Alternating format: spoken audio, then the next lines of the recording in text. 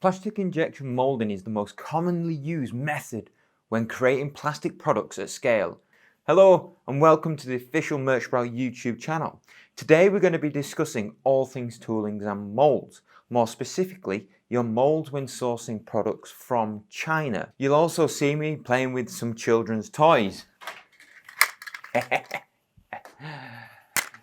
Also, this may be an entire video of me playing with the toys. I even make my own mold in the kitchen, so stick around to find out how that goes. But here's some plasticine. You like it? Let's dive straight in.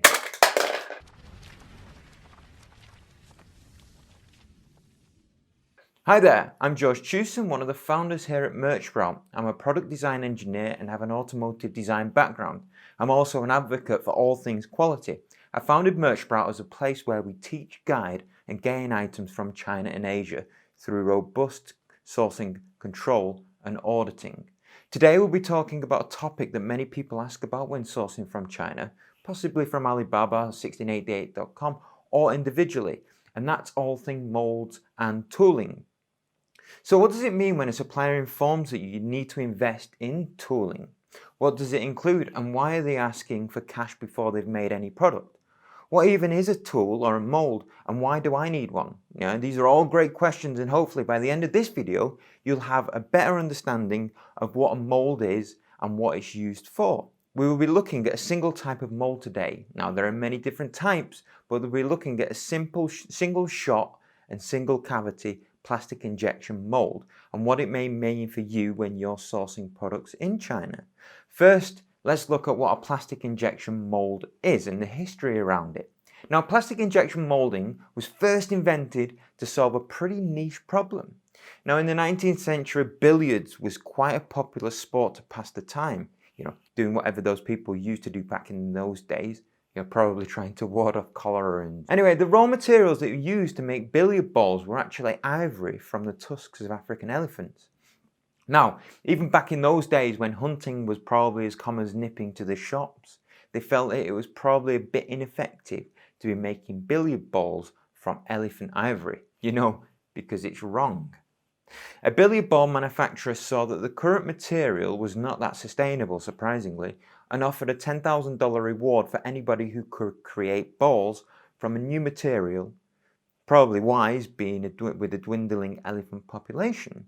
Now, here we go, enters John Wesley Hyatt. Liking the sound of that $10,000 reward, he invented a plastic injection molding machine.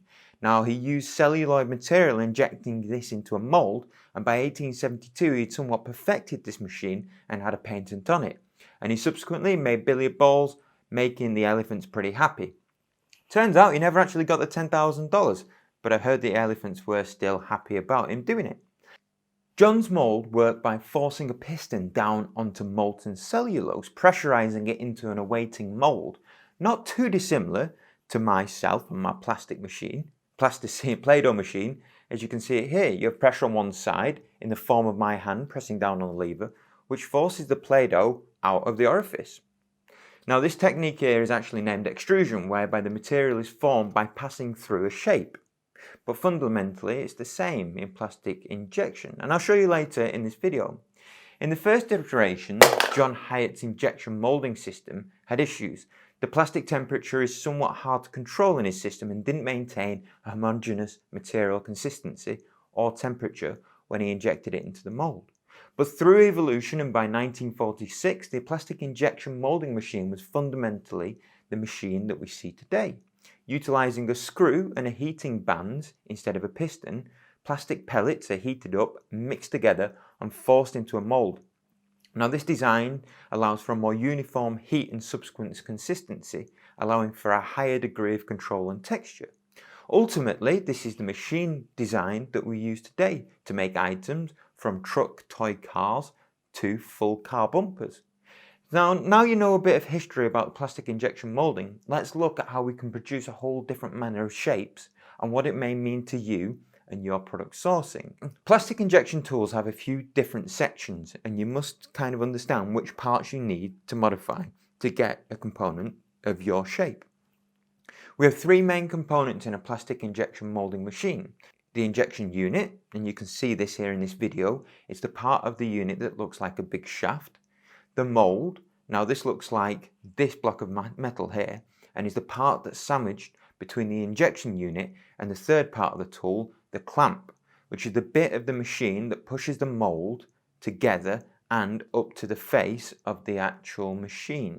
Now in isolation you won't be able to get very far with each independent component. Together though, you'll be able to mould potentially hundreds of thousands of parts out of a single mould. So let's have a look how the individual components go together in my very simple explanation using Play-Doh. Now we're over at the desk, we can have a look at this Play-Doh machine. Now in isolation, this is fundamentally just our injection unit. It wouldn't be much use if we were just pumping out molten plastic into no orifice. We obviously need a vessel or a cavity to pressurize this molten plastic or Play-Doh into. Now enter our cute little cat mold. Now obviously what we'd need is some sort of clamping arrangement, which is, as you can see here, this piece of wood and the screws that are clamping the mould down onto the piece of wood.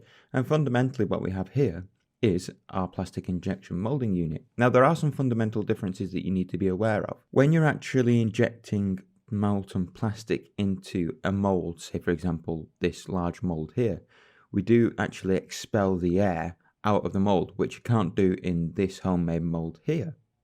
But fundamentally what we're doing, we're pressurizing molten plastic and putting a shot of it into our mould, which then leaves an indentation.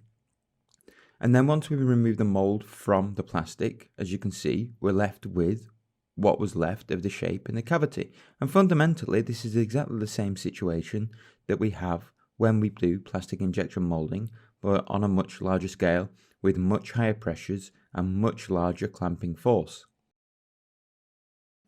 So we're back into the office. Now you have a bit of a background in the mechanisms that make a plastic component. Now let's look how you can achieve success when gaining items from China and utilizing the similar manufacturing process.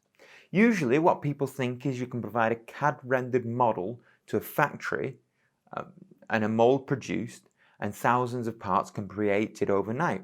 However, it's not actually that simple. Ideally, you need to go through some design iterations, points, and tooling trials. So from the beginning, if you have a new design product or design idea, you would initially want to ensure your concept is good. It fits into the space that you need, and it actually works. Currently, the best way to ensure that your design model and ultimately idea is good enough to have it is 3D printed, saving time and a lot of money to bottom out any iteration before investing in a potentially very large expensive mold. So once you're happy with your product design, you've got proof of concept, and you've been through several prototype iterations and are 100% satisfied with your design and subsequent model, then it's getting close to sending your model to manufacturers to gain quotes for that tooling. Now it's a good point here to understand if your tooling manufacturer can actually test your mold, because it's almost impossible to produce a mold and have it 100% correct first time. There are molding trials to ensure that the mold behaves as it should and the product coming out of the back end is acceptable. But I'm kind of getting a bit ahead of myself here. When you're ready to invest in tooling for a plastic molded part, what is the actual part that you're purchasing? Well, let's take these Play-Doh children's toys as an example. Here you can see we have the injection unit. As the pressure increases on our simulated molten plastic, you can see it forced out into an orifice. Now this is precisely the same way that plastic injection machining works. It forces molten plastic out of an orifice and into a mold. Plastic is inserted into the top of the machine is what's known as a hopper.